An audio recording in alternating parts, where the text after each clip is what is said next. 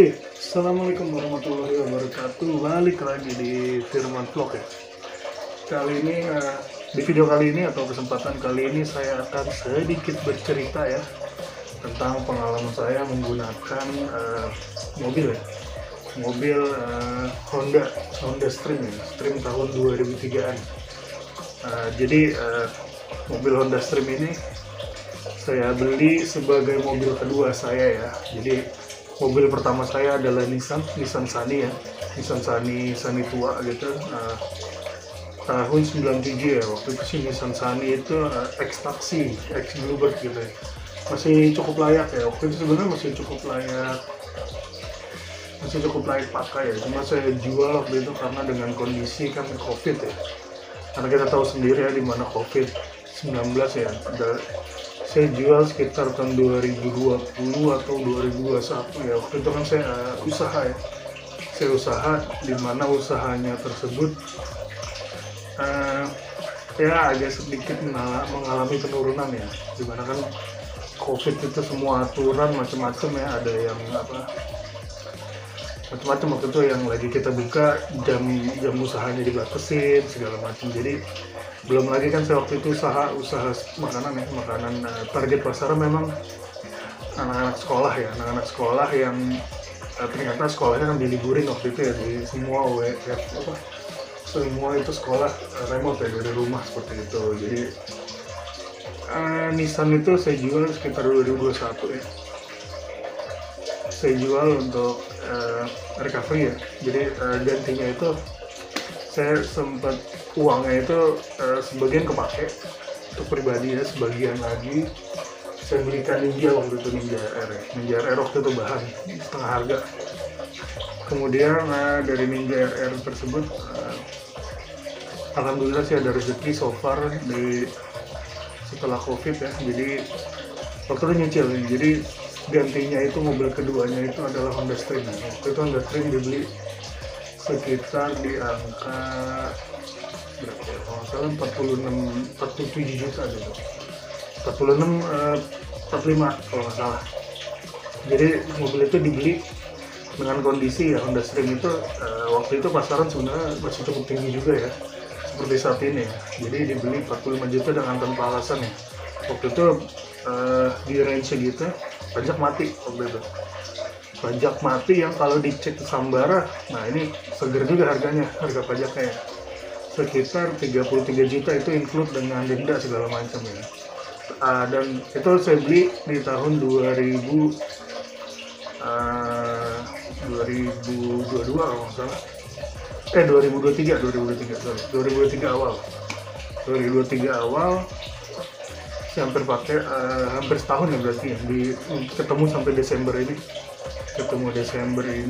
Ada pemutihan, baru tunggakannya ada pemutihan, tunggakannya alhamdulillah turun sih dari 33 juta pajaknya.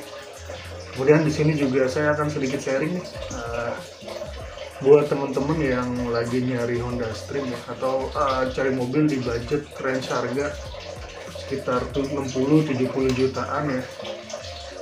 60-70 jutaan lumayan kan, ada banyak ya, di sini udah banyak pilihan nih kan, karena range harga biasanya ya untuk seperti saya ini mobil pertama itu pasti rata-rata ya, kalau nggak ambil hatchback sedan ya.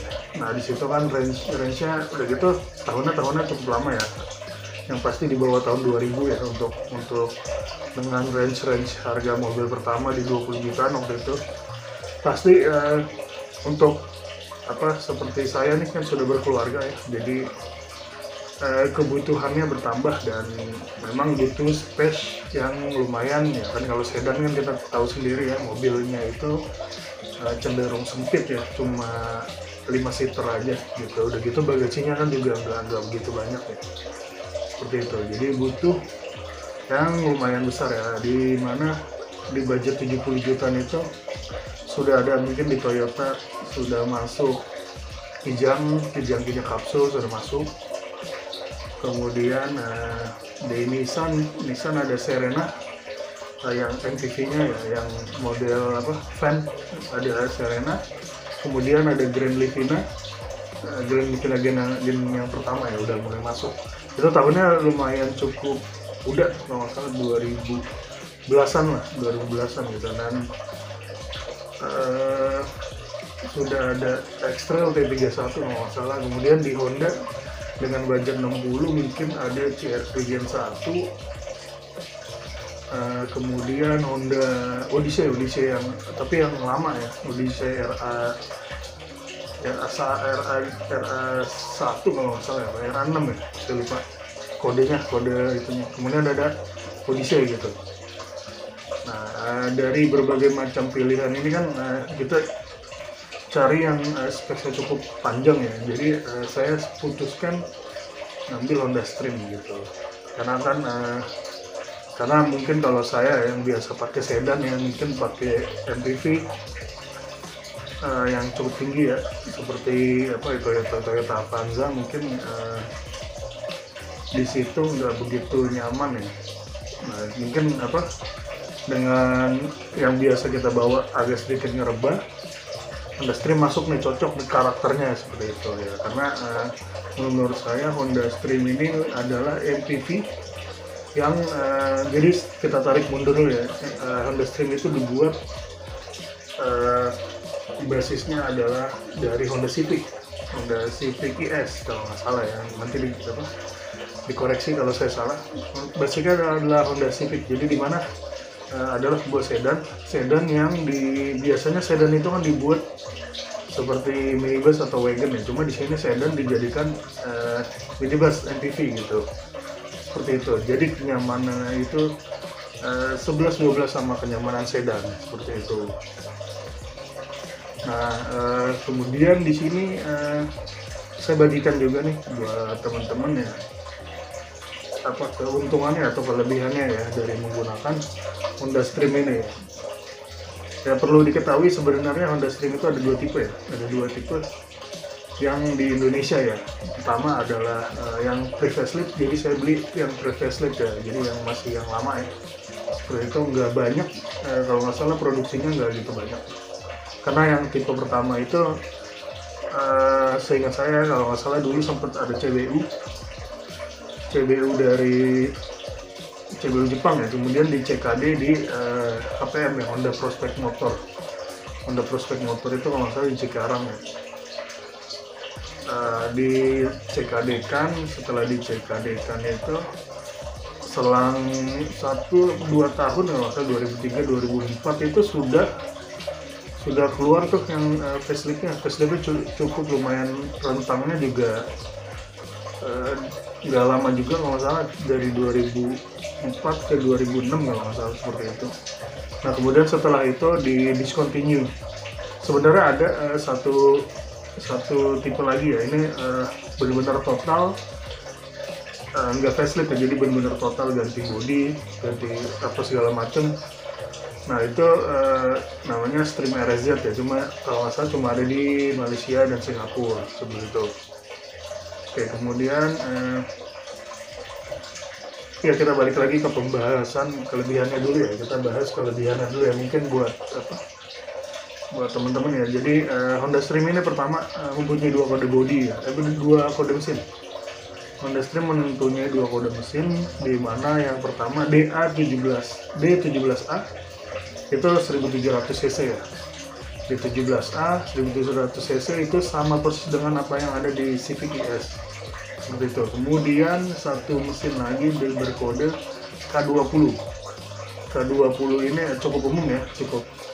Nah di antara dua bodi ini sebenarnya sih nggak jauh signifikan ya untuk konsumsi bahan bakar ya. Jadi kelebihan pertama untuk kode mesin itu cenderung irit ya. Karena kenapa irit? Karena dia itu konfigurasinya itu front wheel drive atau FWD gitu, dimana dalam kota itu bisa tembus sekitar 1:10 sampai dengan 1:12. Karena menurut saya itu cukup irit ya, dimana buat cc segede itu ya 2000 cc 1700 cc itu cukup sangat irit ya menurut saya. Dan luar kotanya itu bisa kalau mungkin kita bisa kakinya nggak gatel ya, mungkin sekitar 114 lah mungkin bisa. Cuma dimana banyak yang orang prefer ke K20 nya ya, dimana kalau nggak salah banyak, kalau saya sih belum pernah ngerasain ya punya yang versi K20 nya ya, saya kan cuma pegangnya yang D17A aja ya, dimana D17A banyak yang mengeluh karena bobotnya lumayan cukup besar nih, bodinya kan cukup besar nih, panjangnya itu hampir 4 meteran ya, 4 meter dengan ngegendong mesin yang cuma 1700, katanya rasanya lebih lemot ya dibanding K20 ya. Tapi so far saya ngerasa aman-aman aja ya, dimana kalau saya sih prinsipnya karena mobilnya itu sebenarnya mobil 7-seater ya, jadi kabinnya luas, karena 7-seater itu jadi saya pakai sebenarnya sih jarang penuh, nggak pernah sampai penuh, jarang kita, kecuali terpaksa ya pakai 7-seater, dimana saya paling keluarga itu maksimal 5 seater aja udah cukup gitu, seperti itu. Apalagi kalau saya keluarga kecil kan cuma 3 orang aja, paling bareng aja sih seperti itu. Itu kelebihan pertamanya, irit. Kemudian kedua, kabinnya itu luas banget ya, dimana yang bagian paling belakangnya itu bisa dilipat ya, dilipat rata lantai seperti itu, dimana jok yang belakang itu bisa rata lantai. Nah itu space untuk barangnya juga cukup lumayan seperti itu. Kemudian karena ini tipe minibus yang agak sedikit rebah ya, mungkin kalau zaman sekarang itu disebutnya LMPV ya, seperti mungkin ada Mobilio, Livina kali mungkin masuk di situ, dimana mobil itu rebah ya. Kalau menurut saya ini adalah suatu hal yang nggak umum di zamannya gitu. Jadi sekitar tahun 2003, dimana minibus itu rata-rata penggerak roda belakang. Nah Honda Stream ini udah duluan gitu pakai konfigurasi roda depan gitu. Mungkin ada juga sih brand-brand lain yang udah duluan juga gitu. Cuma nggak sepopuler kan, kalau sekarang kan hampir semua mobil itu konfigurasinya FWD monokok seperti itu, yang lebih rebah gitu. Dimana untuk menurut saya ya, kalau Honda Stream ini ketiga mantep banget kalau kita masuk tol ya, itu masuk tol. Kalau kita masuk tol, dimana karena mobilnya itu cukup rebah ya kan, cukup rebah, juga satsnya kan juga monokok kan, nggak yang pakai leather frame gitu. Nah ini mantep banget ya untuk buat lari ya di tol seperti itu, apalagi yang K20 ya mungkin ya. Untuk saya so far sih D17 itu cukup ya buat melaju di tol ya, seperti itu. Kemudian kelebihan lainnya mungkin fiturnya itu cukup lengkap ya, dalam arti untuk tahun 2003an itu fitur apalagi ABS. Nah untuk mobil tahun 2000-an itu rata-rata kan belum ABS ya, dimana Honda Stream itu sudah ada ABS-nya. Mungkin ini yang buat harganya Honda Stream itu cukup mahal ya, waktu itu hampir nembus 200 juta kalau nggak salah di tahun 2000, dimana kompetitor itu atau brand-brand lain itu MPV itu dijual di under 150 jutaan gitu. Oke. Nah kemudian setelah kita bahas kelebihan-kelebihannya, mungkin yang jadi pertimbangan juga nih buat teman-teman nih, kita akan bahas bagian kekurangan ya, atau yang menjadi catatan penting nih buat teman-teman nih yang mau pakai Honda Stream ya. Pertama di sini ada pajak ya, karena harga dasarnya itu lumayan cukup mahal ya di masanya ya, di tahun 2000 pas launching ya.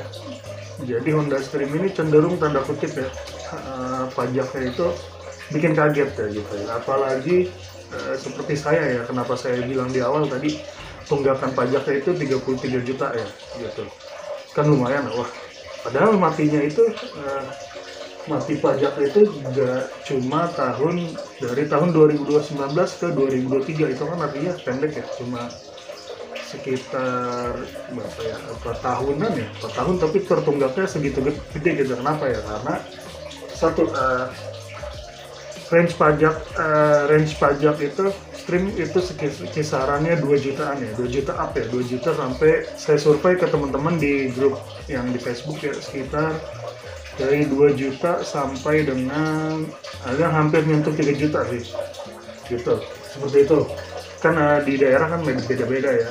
Terus kemudian satu hal lagi yang menjadi kondisi ya, karena saya kan ternyata belinya itu mobilnya itu di Jawa Barat ya, di daerah Jabar ya. Jadi Jabar ini naungannya adalah Bapenda Jabar ya. Jabar itu sejak tahun kalau nggak salah 2021 ya, dia memberlakukan yang namanya sistem proteksi ya, dimana ketika penjual menjual suatu kendaraan di situ kan kita biasanya kalau di provinsi lain diblokir ya. Kalau diblokir itu paling efeknya si pembelinya itu setelahnya itu nggak bisa ngurus pajaknya. Cuma kalau untuk di Jawa Barat sendiri,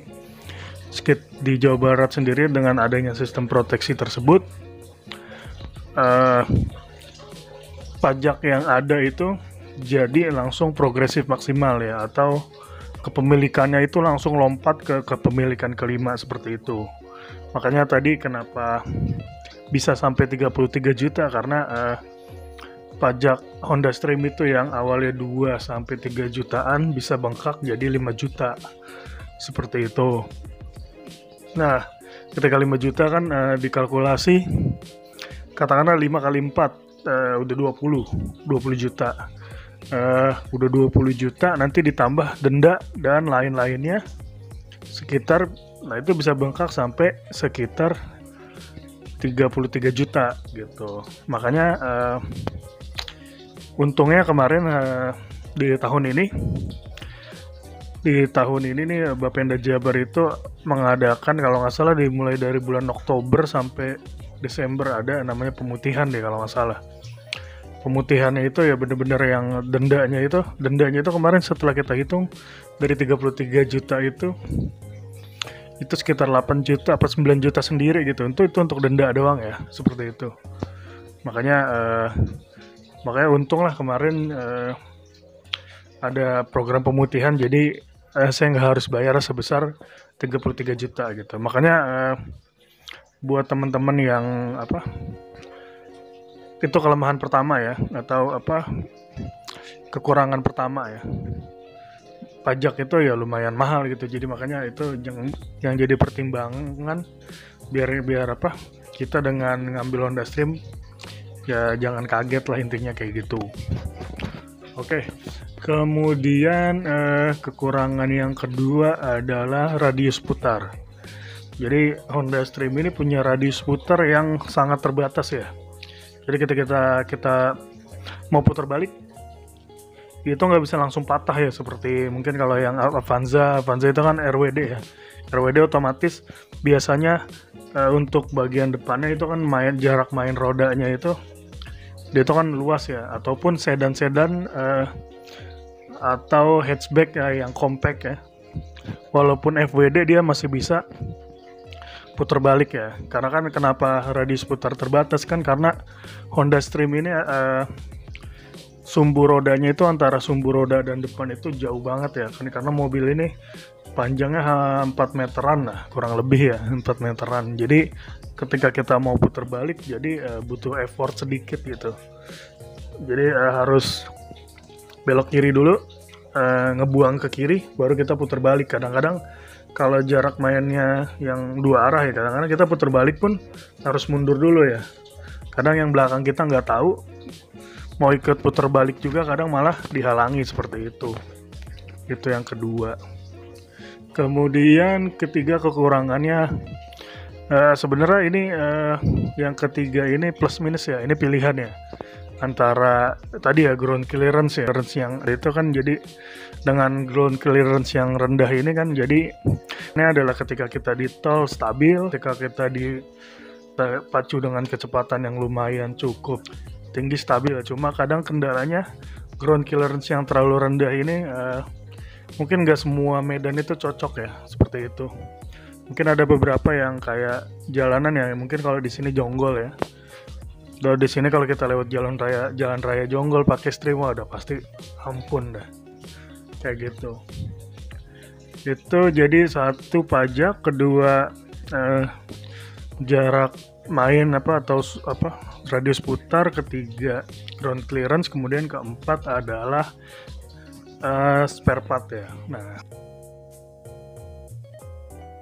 jadi untuk kode spare part ya, karena Honda ini kan spare part ya terkenal agak cukup lumayan bikin kantong kering ya gitu ya. Tapi menurut saya sih 11-12 ya, mungkin kalau yang sudah pernah main sama Nissan ya, atau main sama Mazda gitu, atau yang mobil awalan Nissan, Mazda, makanya kalau pakai Honda sebenarnya sih kalau menurut saya nggak kaget ya. Mungkin kalau temen-temen yang lompatnya dari Toyota gitu pengen ke Honda Stream, mungkin Toyota awalnya mungkin Kijang atau Starlet gitu ya kan, mau masuk ke Honda ya pasti spare part mesinnya ya lumayan bikin bikin kantong kering lah gitu lah. Tapi itu pun juga sebenarnya sebanding ya, dimana spare part Mazda, Nissan itu pasti berbanding dengan seperti itu, karena pilihannya itu kalau Honda ini kan antara yang bagus sekalian atau jelek sekalian gitu, yang KW gitu. Karena ada beberapa yang KW juga sih, ya asal pasang ya, tapi umurnya nggak bakal lama, seperti itu. Tapi ketika spare part yang aslinya udah terpasang, itu pasti awet bertahun-tahun. Karena saya ngalamin sendiri sih, gitu. Kemudian tadi kita sudah bahas yang mesin ya. Bahas yang mesin ya, intinya masih cukup banyak lah kita bisa ngambil dari beberapa model ya. Jadi nggak spesifik ya mesin A untuk mobil ini, mesin B untuk mobil ini, karena masih banyak banget gitu. Karena kan Honda begitu ya, satu mesin pun satu mobil pun dipakai dua tipe mesin gitu, dimana dua tipe mesin itu mengulang di model-model mobil yang lain kayak gitu. Seperti mungkin kalau sekarang kan ada kayak Honda Freed, nanti samanya kayak Jazz kayak gitu. Kemudian body part. Nah, ini body part karena Honda Stream ini diproduksi, rentang produksi kan pendek nih, ya kan? Karena rentang produksinya pendek, Honda Stream ini jadi mengakibatkan body partnya itu di pasaran nggak begitu banyak banjir ya, kayak Honda yang lain kayak gitu. Karena pendek ini, jadi body partnya itu ya lumayan ya. Ini saya kasih gambaran aja mungkin. Honda, saya kemarin mau beli, nggak jadi tapi ya karena terlalu mahal ya. Menurut saya itu bisa nanti dialokasikan ke yang lain ya. Saya mau beli lampu belakang ya. Lampu belakang itu sekitar 1 jutaan lebih ya. Itu salah satu ya, kiri atau kanan aja ya. Kan kalau mungkin kalau di brand lain udah segitu udah dapat seset lah, satu pasang ya. Itu kan Honda Stream aja kan ada 3 panel ya, kiri, kanan, dan atas gitu. Itu harganya ya gitu, 1 juta, bayangin udah 3 juta lah kalau kita mau ganti lampu belakangnya aja kayak gitu. Belum lagi kemarin lampu mundurnya ya, atau lampu kotanya tuh yang kecil tuh, yang di bawah itu, yang di bumper itu sekitaran 800 ribuan ya, kan lumayan kayak gitu. Itu udah 800 ribuan. Kalau di Suzuki atau Toyota ya itu ya nggak nyampe 200 juga udah dapet lah lampu bumper kayak gitu.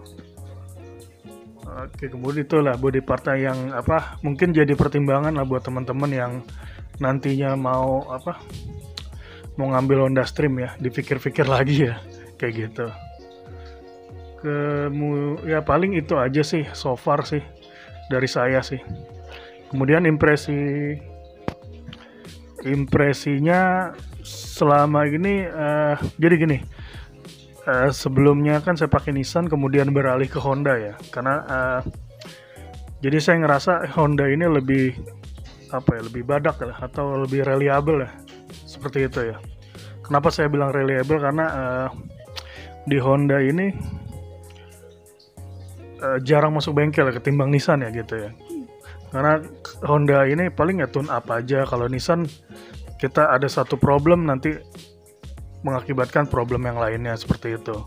jadi nggak tuntas gitu. Kadang kita masukin AC, nanti besok power steeringnya kena apa segala macam kayak gitu ya. Untuk di so far sih saya pakai Honda Stream sih aman ya kayak gitu. Kemudian untuk impresi berkendara, nah itu tadi benar-benar nyaman. Ini minibus rasa sedan ya, ini benar-benar nyaman. Kayak gitulah kurang lebih ya. Oke, kalau suka video ini jangan lupa like dan subscribe ya.